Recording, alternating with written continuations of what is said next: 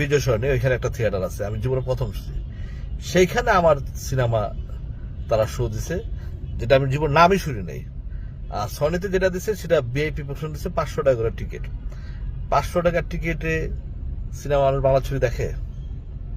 একটা সিনেমা দেখতে গেলে 500 টাকার টিকিটে তার ফ্যামিলি নিয়ে দেখতে গেলে 5-6 হাজার টাকা ধাক্কা আছে। 5-6 হাজার টাকা দিয়ে কি ছবি কেউ দেখতে যাবে এই মুহূর্তে বাংলাদেশের যে অবস্থা?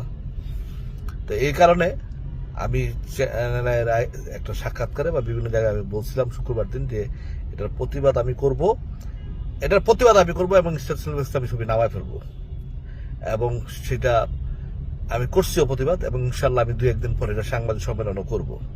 যাই হোক, তারা তাদের ছবি, আমি তাদের আমার রুলকে, আমার যে ম্যানেজার, আমি তাকে বলছি যে আমার ছবি নামায় দেওয়ার জন্য আমি বলছি, রুল বলে দাও স্টেশন আছে যে আমার ছবি যাতে না চালায়, আমার ছবি নামায় দেয়। সেই কারণে হয়তো আমার ছবি, সেই আমার